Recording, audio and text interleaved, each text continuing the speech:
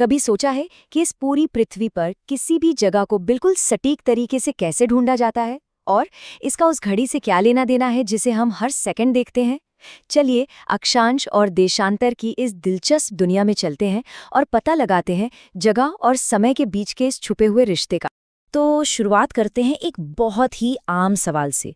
ये जो अपना फ़ोन है वो 197 मिलियन वर्ग मील की इस विशाल धरती पर हमारी एकदम सटीक लोकेशन कैसे जान लेता है? कमाल की बात है ना? इसका जवाब कुछ ऐसी अदृश्य लाइनों में छिपा है जो पूरी दुनिया को घेरे हुए है।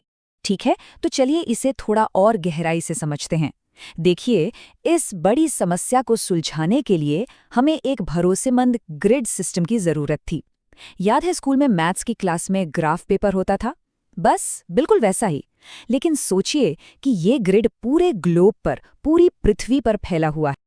और इसका जो समाधान था वो सुनने में बड़ा सीधा साधा है, लेकिन है बहुत जबरदस्त। समाधान था कुछ काल्पनिक रेखाओं का एक सिस्टम बनाना, जिससे धरती के हर एक कोने को, हर एक बिंदु को एक यूनिक एड्रेस मिल सके। और पता है, ये काल्पनिक रेखाएं दो तरह की होती हैं। एक है अक्षांश यानी लैटिट्यूड, जो लेटी हुई रेखाओं की तरह पूर्व से पश्चिम की ओर जाती हैं, और दूसरी है देशांतर यानी लॉन्गिट्यूड, जो लंबी रेखाओं की तरह उत्तर से दक्षिण की ओर जाती हैं। जब ये दोनों मिलती हैं तो एक ग्रिड बन जाता है, और जहां भी ये रेखाएं एक दूसरे को काटती हैं, बस वही है किसी भी जगह का एकदम सटीक पता। तो चलिए सबसे पहले ग्रिड के पहले हिस्से को समझते हैं, अक्षांश यानी वो लेटी हुई रेखाएं जो उत्तर और दक्षिण की दूरी नापती हैं। अब ये अक्षांश है क्या? असल में ये पृथ्वी की सतह पर किसी भी पॉइंट की कोणीय दूरी है जिसे धरती के केंद्र से मापा जाता है। और सबसे बढ़िया बात पता है क्या है?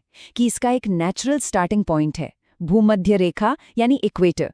इसीलिए इन रेखाओं को समानांतर या पैरेलल्स भी कहते हैं, क्योंकि जैसा कि नाम से ही पता चल रहा है, ये एक दूसरे के समानांतर चलती हैं, कभी नहीं मिलती।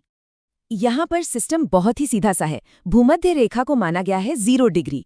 अब जैसे जैसे हम उत्तर या दक्षिण की ओर जाते हैं, डिग्री बढ़ती जाती हैं, और ध्रुवों पर पहुंचकर ये हो जाती है 90 डिग्री उत्तर और 90 डिग्री दक्षिण। और इतना ही नहीं, कर्क रेखा और आर्कटिक वृत्त जैसी कुछ खास लाइनें भी हैं जो अलग अलग क्लाइमेट जोन को मार्क करती हैं।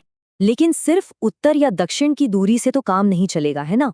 ग्रिड को पूरा करने के लिए हमें एक और तरह की लाइनों की जरूरत थी, और ये हैं देशांतर रेखाएं। वो खड़ी रेखाएं जो एक ध्रुव से दूसरे ध्रुव तक जाती हैं और पूर्व पश्चिम की दूरी बताती हैं। अब देखिए, देशांतर भी एक कोणीय दूरी ही है, लेकिन ये प्राइम मेरिडियन यानी प्रमुख याम्योत्तर से पूर्व या पश्चिम की दूरी मापती है। पर यहीं पर एक बड़ी मुश्किल खड़ी हो गई। भूमध्य रेखा की तरह देशांतर के लिए कोई नेचुरल 0 पॉइंट था ही नहीं। तो फिर शुरुआत कहाँ से करें? इसे चुनना पड़ा, और ये एक ऐसा फैसला था जो दुनिया को हमेशा के लिए बदलने वाला था। तो साल था 1884, जब एक अंतर्राष्ट्रीय समझौते में ये तय किया गया।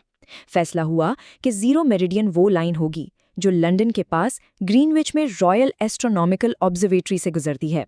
और बस इसी एक फैसले ने ग्रीनविच को दुनिया के नक्शे का केंद्र बना दिया। लेकिन कहानी यहाँ और भी दिलचस्प हो जाती है। देशांतर सिर्फ जगह बताने से कहीं बढ़कर है।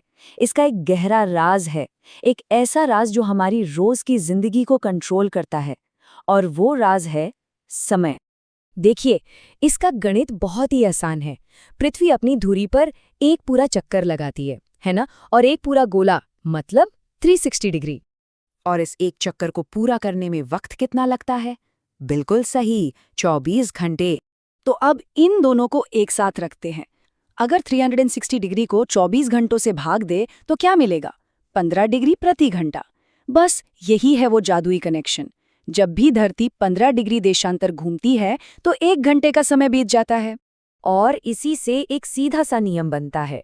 क्योंकि पृथ्वी पश्चिम से पूर्व की ओर घूमती है, तो जब हम ग्रीनविच से पूर्व की तरफ जाते हैं तो समय आगे बढ़ता है, और जब पश्चिम की तरफ जाते हैं तो समय पीछे हो जाता है। इसे याद रखने का एक छोटा सा फॉर्मूला भी है। ईस्ट गेन ऐड यानी पूर्व में समय जुड़ता है, और वेस्ट लूज सब्ट्रैक्ट यानी पश्चिम में समय घटता है। आइए इसे असल में काम करते हुए देखते हैं। मान लीजिए लंदन में दोपहर के 12 बजे हैं, तो चेन्नई, जो लगभग 80 डिग्री पूर्व में है, वहाँ शाम के 5:20 हो रहे होंगे। वहीं दूसरी तरफ न्यूयॉर्क, जो 74 डिग्री पश्चिम में है, वहाँ अभी सुबह के 7:04 ही हुए हैं।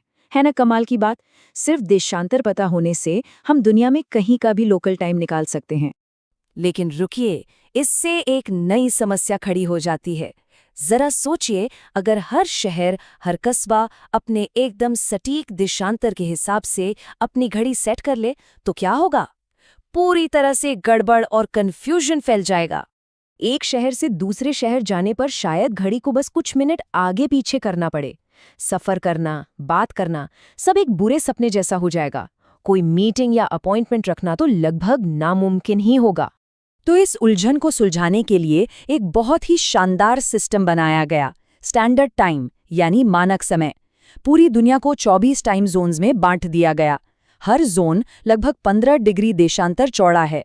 और सबसे जरूरी बात, एक जोन के अंदर आने वाली सभी जगहों पर एक ही समय होता है।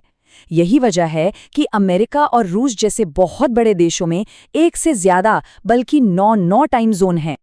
और इसका नतीजा है ये ग्लोबल घड़ी, जो हम सब के लिए एक है। ये जो रंगीन नक्शा है, ये सिर्फ एक नक्शा नहीं है, ये दुनिया भर की सहयोग का एक प्रतीक है। ये दिखाता है कि कैसे नक्शे पर बनी कुछ काल्पनिक रेखाओं ने हम सबको एक साथ एक समय पर चलना सिखाया। तो अक्षांश और देशांतर सिर्फ नक्शे पर खींची गई लकीरें नहीं हैं, ये तो एक अदृश्य घड़ी है और एक ग्लोबल एड्रेस सिस्टम है, जो हमें बताते हैं कि हम कहाँ हैं और अभी क्या समय हुआ है।